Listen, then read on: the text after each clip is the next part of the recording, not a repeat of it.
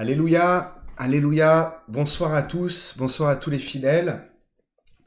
Il est l'heure, 19 heures, notre étude du soir, du mercredi soir.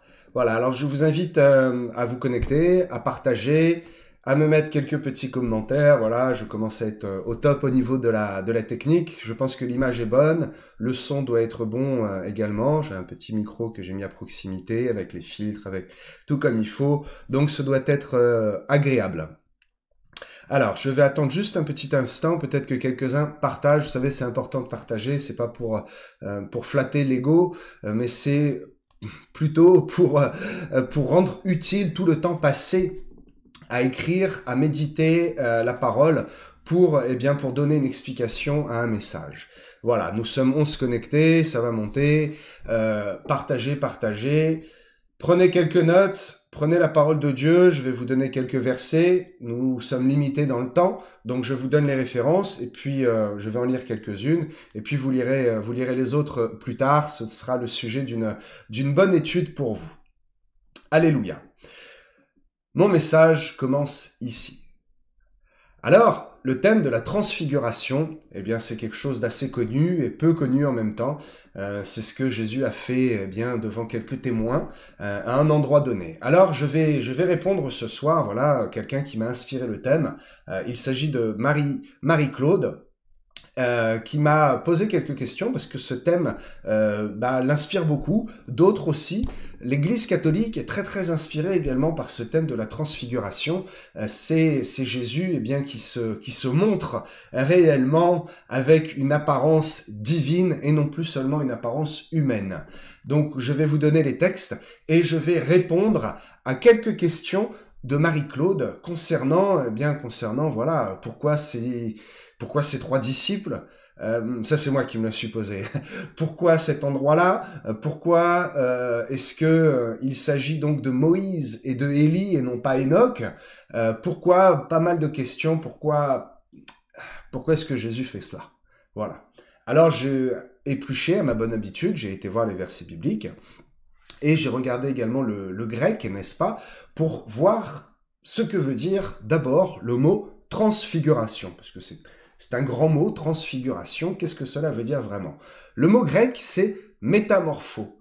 Plus qu'une métamorphose, c'est-à-dire changer avec une forme différente. Transformer, littéralement, c'est transformer. Et nous allons voir à la fin de ce message que ce mot grec, métamorpho, je viens de le dire, voilà, est divisé en deux mots, métamorpho. Mais il y a une racine et un complément à ce mot, et on peut en tirer quelque chose, un indice nous est donné. Voilà, nous allons voir ça à la fin du message. Alléluia. Merci pour le retour. Voilà, soyez bénis Roger, Brigitte, tout le monde, Arnaud, soyez tous bénis. Alors, ce récit, cette histoire réelle, ce n'est pas une parabole, c'est un récit biblique, n'est-ce pas, nous est relaté dans 3 évangiles.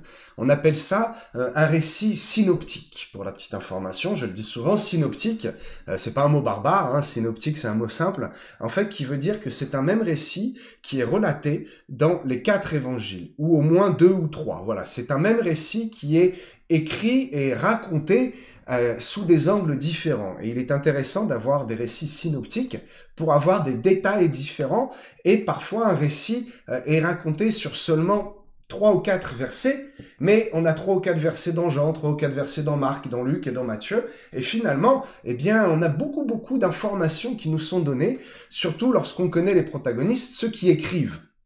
Et mon préféré, mon évangile préféré, si je puis dire, le plus exact, le plus précis, c'est l'évangile de Luc. Voilà, Luc était médecin, et donc il a pour habitude de toujours donner plus de détails, plus de précision. Et Dieu est un Dieu précis, il n'y a pas de hasard. Il y a des petits mots qui sont écrits dans Luc et qui ne sont pas écrits dans Marc ou dans Matthieu, et visiblement, ça a son importance. Alors, je vais vous donner tout de suite les 3 références. Matthieu 17, 1 à 13. Ici, le récit est simplement décrit sans plus de détails. D'accord? Nous avons la même chose dans Marc et dans Luc. Dans Marc 9, versets 2 à 9, nous avons un détail, nous avons 2 détails. Le premier détail dans le récit, voilà, je l'ai sous les yeux, Marc 9, 6 jours après, Jésus prit avec lui Pierre, Jacques et Jean, et il les conduisit seuls. Beaucoup passent à côté de ce mot. Ici, c'est très important parce qu'on comprend que Jésus ne veut pas se révéler à tout le monde. Ici, ce qui va se passer est réservé à une petite, si je puis dire, c'est pas péjoratif, une toute petite élite. 3 seulement, 3 seront témoins de ce que Jésus, eh bien, va réaliser, va faire, et c'est un miracle parce qu'il dialogue avec des personnes qui ne sont plus de ce monde, théoriquement. Il y a quelque chose à comprendre aussi avec cela. Ok, donc, ici dans Marc 9, 2 à 9, la précision de seul. Il les emmène seuls sur une haute montagne. Nous allons voir aussi ce que ça veut dire la haute montagne. Et, précision encore assez importante, à la fin, ils se demandent ce que veut dire ressusciter des morts. Ils ne comprennent pas lorsque Jésus leur annonce qu'il va ressusciter des morts. Ils ne sont pas sûrs de ce que ça veut dire. C'est tellement énorme qu'ils ne comprennent pas bien. Voilà les 2 précisions de Marc. Puis, allons maintenant dans Luc, chapitre 9, versets 28 à 36. Ici, il y a une petite différence. Il faut comprendre que le récit est relaté quand même quelques 30 ans après. Donc là où Matthieu et Marc disent 6 jours, Luc, lui, nous dit 8 jours. Est-ce qu'il a fallu que les choses soient accomplies? Je ne pense pas que Dieu est un Dieu de confusion et que si vraiment il y avait un message important à comprendre, tous auraient écrit 6 ou tous auraient écrit 8. Passons là-dessus. Ici, nous avons le détail dans Luc de Jésus qui nous dit de quoi il parle. Hein, il s'entretient avec donc Élie et Moïse, et il s'entretient de quoi? Luc nous donne le détail, il s'entretient d'un sujet très très important, à savoir de son départ, de ce qu'il va accomplir à Jérusalem. Le départ, ici le départ, le mot est très très clair en grec, hein, c'est exodus. Exodus qui signifie sortie définitive, fin de carrière, littéralement fin de carrière. Donc il s'agit bien ici de Jésus qui s'entretient à propos de sa future crucifixion à Jérusalem. Voilà.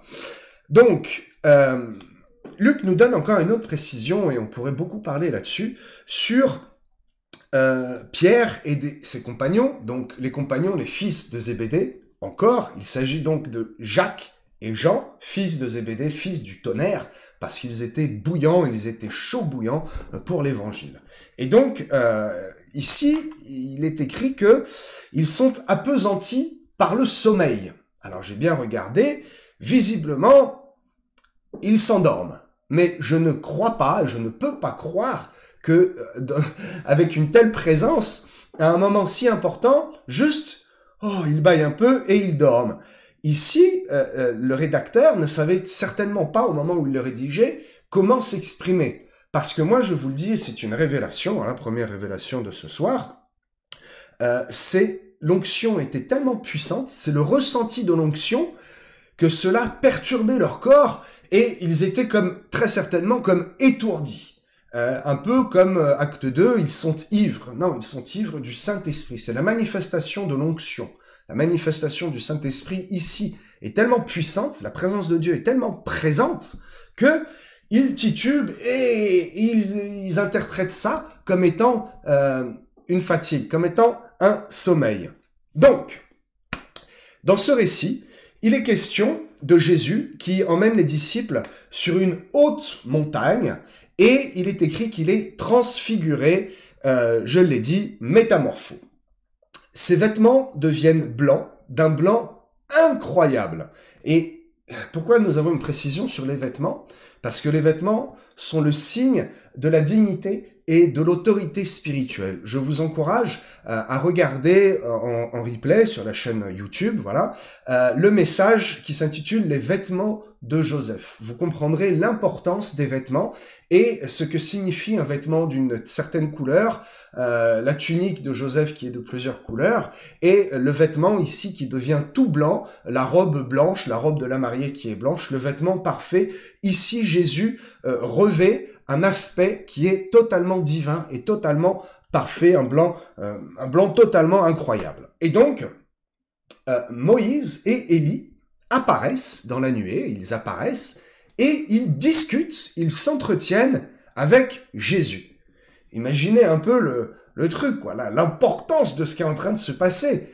Et ces 3 disciples qui ont été choisis ne le sont pas au hasard. Jésus a dit qu'il les emmenait seuls. Souvenez-vous de la précision de Luc. Ils sont seuls avec Jésus. Et il y a un élément où on pourrait aussi prêcher longuement dessus, c'est Pierre qui est là dans la présence du Saint-Esprit, il voit Jésus, il voit carrément les 2 protagonistes, il se demande ce qui se passe, il s'agite un peu, il sait pas quoi faire, donc s'il s'agite, s'il propose de monter des tentes, c'est bien qu'il n'était pas appesanti, c'est bien qu'il n'avait pas envie de dormir. Je ne reviendrai pas là-dessus. Donc, il propose de monter des tentes, mais il n'est pas bien éclairé. Il n'est pas bien éclairé, même si son intention est bonne, parce que ils sont 3. Pierre, Jean, Jacques, ok? Et de l'autre côté, ils sont 3 aussi. Et donc, Pierre propose de monter 3 tentes. Une pour Élie, une pour Moïse et une pour Jésus. Mais en fait, s'il propose cela, c'est parce qu'il est dans l'agitation. Et il ne sait pas quoi faire. Il est perturbé parce qu'il veut faire quelque chose. Mais ici, nous comprenons que Pierre aurait dû faire un peu silence. Il aurait dû juste être dans la contemplation, dans l'admiration de la personne de Jésus sous sa forme complètement divine. Or, il est dans l'agitation, il propose de monter 3 tentes, ce qui est complètement inutile. Quelques-uns vont vous donner l'interprétation, qui est vraie aussi, de dire 3 tentes, les tentes, pourquoi par rapport à la fête de Soukhot, la fête des tentes. Bon, c'est pas faux, mais en tout cas, il n'est pas très bien inspiré et il aurait dû rester calme. Vous savez, ici, il y a quelque chose à en tirer, juste de ce petit verset.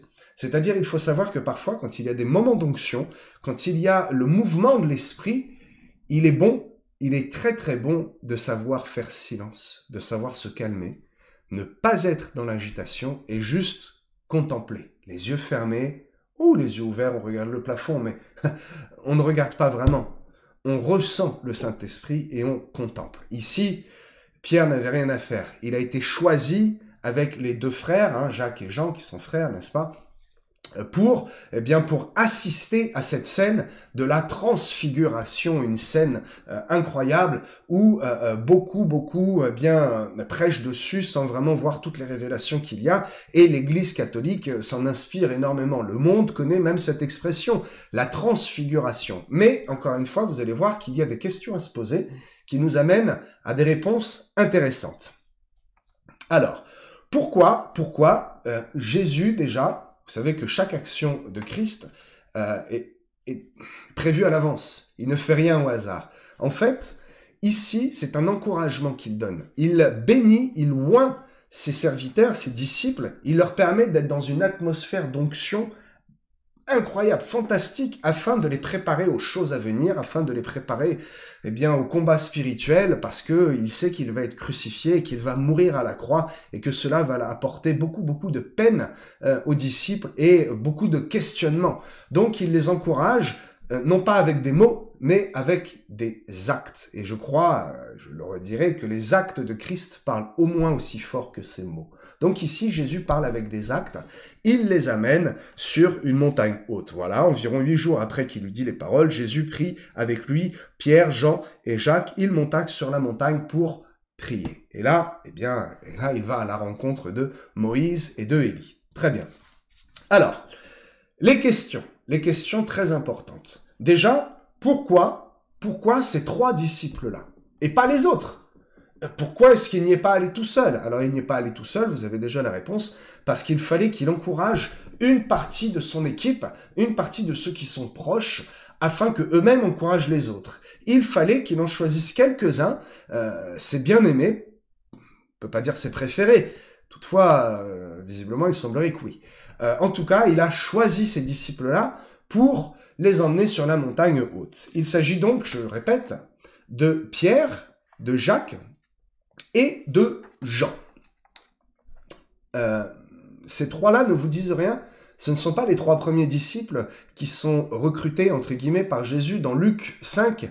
Souvenez-vous du message voilà, la semaine dernière. Donc, ils connaissent Jésus et ils le reconnaissent. Et ils le connaissent depuis longtemps. C'est les tout premiers disciples que Jésus appelle à les suivre, à suivre. Et ces disciples-là, eh bien, obéissent, ils laissent tout sur leur route, tout de leur vie passée, et ils suivent Jésus. Et ici, nous comprenons aussi que, certainement, lorsque l'on suit Jésus, lorsque l'on marche avec lui fidèlement depuis longtemps, alors, il est normal, il faut s'attendre à voir des choses spectaculaires, des choses surnaturelles, à rentrer dans l'intimité de Christ. Ce n'est pas le temps qui fait, mais c'est surtout la consécration. Et la consécration, eh bien, se détermine par le temps passé avec Jésus. Ok. Nous voyons que Pierre, eh bien, n'est pas là non plus par hasard, puisque peu de temps avant, juste avant, il confesse, dans Matthieu 16, 15, on le voit, il confesse que Jésus-Christ, Jésus, il est écrit, est le Fils du Dieu vivant. Tu es le Messie. Ici, c'est clairement une preuve que Simon Pierre reconnaît Jésus comme étant le Messie, comme étant Christ. Il est donc normal que Jésus le choisisse en particulier pour eh bien, monter avec lui sur la montagne, prier et être témoin privilégié de la transfiguration, de ce métamorpho, ce changement d'apparence qu'a Jésus au moment où il parle à Moïse et à Élie. Je le rappelle, ils s'entretiennent de ce qui va se passer à Jérusalem, ils s'entretiennent de la crucifixion. L'histoire ne nous dit pas si Pierre, Jacques et Jean entendent. Toutefois, ils sont au courant de ce qu'il se passe. Ok. Nous avons aussi un exemple de pourquoi Pierre est choisi. Pourquoi Pierre est choisi? Il n'y a qu'à Pierre que Jésus dit « Paisse mes brebis, entretiens le troupeau, tu es un pasteur. » C'est peut-être même, je pense que c'est le premier pasteur, et je crois que j'en discutais avec Geoffrey voilà, récemment, c'est le premier pasteur de l'histoire, n'est-ce pas? Jésus directement lui dit « Pierre, paisse mes brebis. » Et donc, on comprend que Pierre est un homme d'action, est un homme fidèle, et eh bien Jésus, pour le récompenser, quelque part, oui, le fait rentrer dans son intimité, lui permet d'assister à cette scène de la transfiguration. Ici, Jésus leur communique clairement, il est clair que Jésus les équipe, qui leur communique une onction particulière. Parce que quand Pierre écrit ce récit, il en reparle. Il en reparle dans 2 Pierre, chapitre 1, verset 18. Je redis, 2 Pierre, chapitre 1, verset 18. Et je vous dis que cette scène a vraiment transformé Pierre, a vraiment équipé Pierre pour son ministère. Parce que Pierre en parle au moment où il écrit ce livre. C'est quand? C'est 34 ans après la crucifixion de Jésus. 34 ans après que Jésus fut monté au ciel, Pierre, donc 34 ans après l'événement, Pierre en parle encore, il le décrit avec pas mal de détails. Donc, cette transfiguration avait pour but, eh bien, de transformer aussi ces 3 disciples et de les préparer, eh bien, de les préparer à la croix. Ok. Alors, voilà pourquoi ces 3 disciples, voilà une bonne réponse, je pense. Maintenant, on m'a demandé pourquoi Moïse et Élie et pourquoi pas Enoch. Très bonne question. Pourquoi Moïse et Élie? Et là, je vais rentrer dans un enseignement. Peut-être quelques-uns ont des réponses. S'ils veulent me les écrire tout de suite en commentaire, je lirai. Vous seriez bien inspiré de trouver les réponses. C'est très, très, très, très, très symbolique. Élie a été enlevé. Enoch a été enlevé. Il aurait donc été logique que Élie et Enoch apparaissent, puisque visiblement, Moïse est mort. Et un mystère demeure sur sa mort, puisqu'il est écrit que c'est Dieu lui-même qui lui fait une sépulture dans un endroit secret. Puis plus tard, on sait que Satan vient contester à Gabriel, je crois, Michael, l'archange Michael, c'est bien ça, il vient lui contester le corps de Moïse. Bon, ce n'est pas le sujet de l'étude d'aujourd'hui. Toutefois, vous lirez dans Deutéronome 34, verset 6. Donc, nous avons ici une question qui est très très intéressante, puisque Moïse a été enterré à l'âge de 120 ans par Dieu lui-même dans un endroit secret, alors que Élie et Enoch ont été enlevés. Bon, l'un marchait avec Dieu, Enoch, il ne fut plus, et l'autre, Élie, pour la petite histoire, hein, vous connaissiez bien la Bible quand même, et Élie a été enlevé dans un char de feu. Waouh! Donc, effectivement, c'est logique que comme, bien, probablement ils ne sont pas morts, ils puissent apparaître. Bon. Alors, je vais vous le dire, puisque je n'ai pas de réponse, voilà, sur le live, je vais vous dire pourquoi Moïse et pourquoi Élie. Qu'a fait Moïse? Que représente Moïse? Moïse représente la loi. D'ailleurs, l'expression dit la loi mosaïque. Hein, c'est pas les petites mosaïques, c'est pas les petits carreaux. Non, non. C'est la loi de Moïse, la loi interprétée, écrite par Moïse. Hein, Moïse qui a écrit donc le Pentateuque, les 5 premiers livres. Dieu a parlé à Moïse pour lui communiquer la loi. Donc Moïse ici représente la loi et Élie représente. Que pourrait bien représenter Élie? Élie n'est-il pas le plus grand prophète de l'Ancien Testament?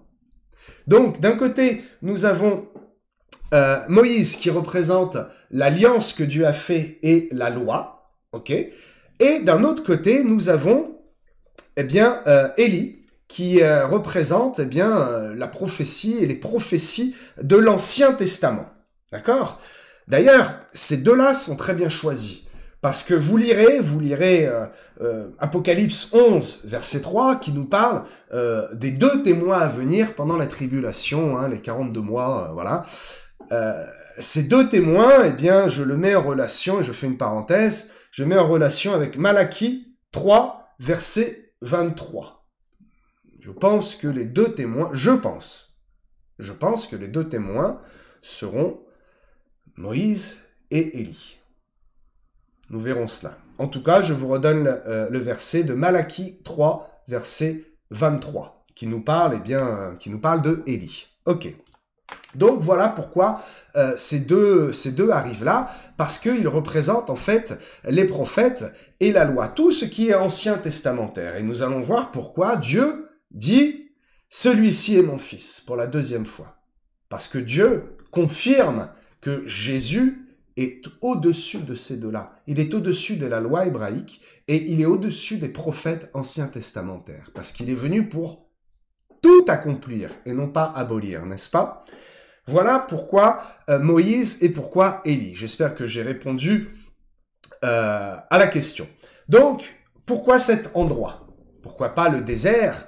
Pourquoi pas le Jourdain? Pourquoi pas dans le temple? Pourquoi pas devant une foule? Vous savez que Jésus choisit les endroits où il s'exprime, les endroits où il fait des actes et des actions. Donc, la montagne, tout simplement, c'est une haute montagne. Nous avons la précision sur une haute montagne.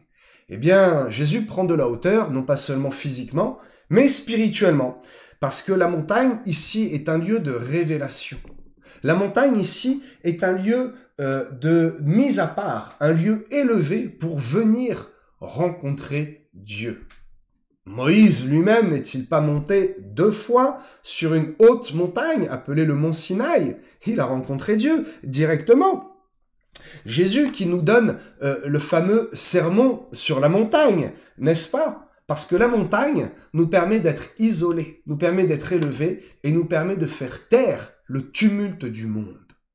Et nous comprenons que effectivement, il y a une onction qui est très très forte ici. Cette onction qui fait même croire à Pierre qu'il est endormi. Cette onction qui bouleverse Pierre parce qu'il sait pas quoi faire, il veut construire des tentes. Et cette onction, a besoin d'une mise à part. L'onction du Saint-Esprit, pour s'exprimer, n'est-ce pas? La puissance du Saint-Esprit a besoin de calme et de mise à part. Dieu s'exprime dans le calme et la mise à part. Voilà pourquoi il monte sur une haute montagne, sur une montagne élevée.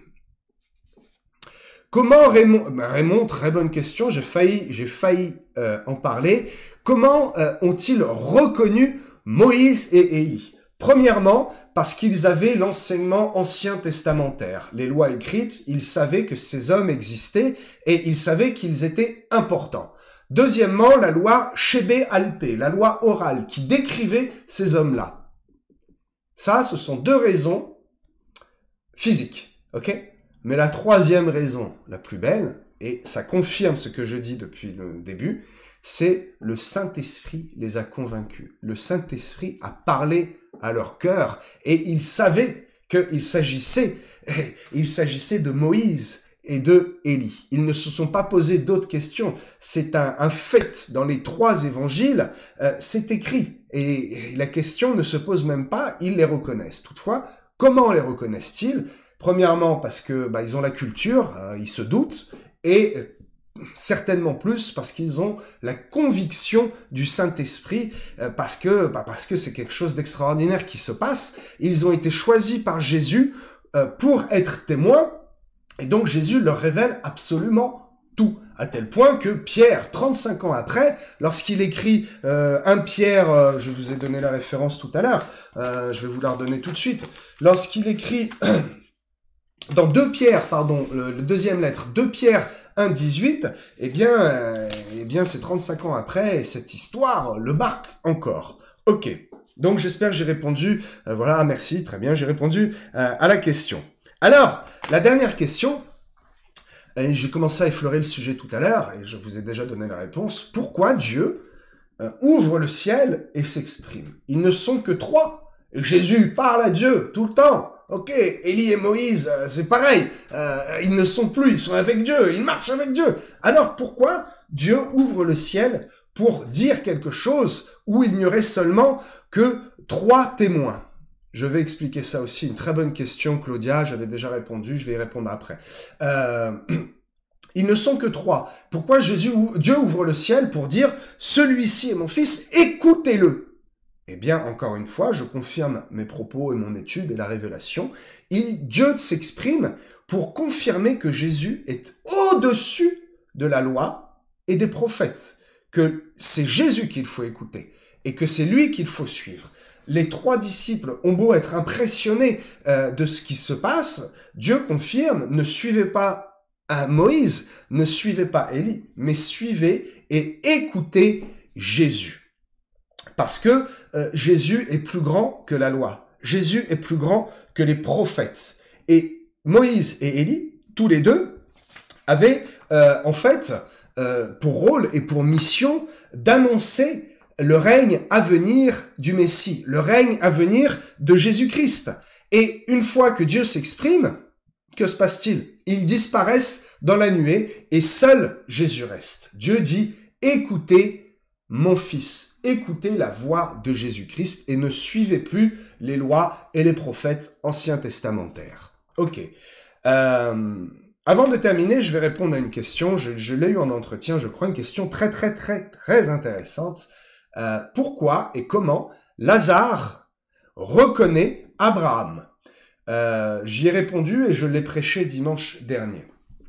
Lazare reconnaît Abraham parce que il avait également une éducation spirituelle, une éducation religieuse.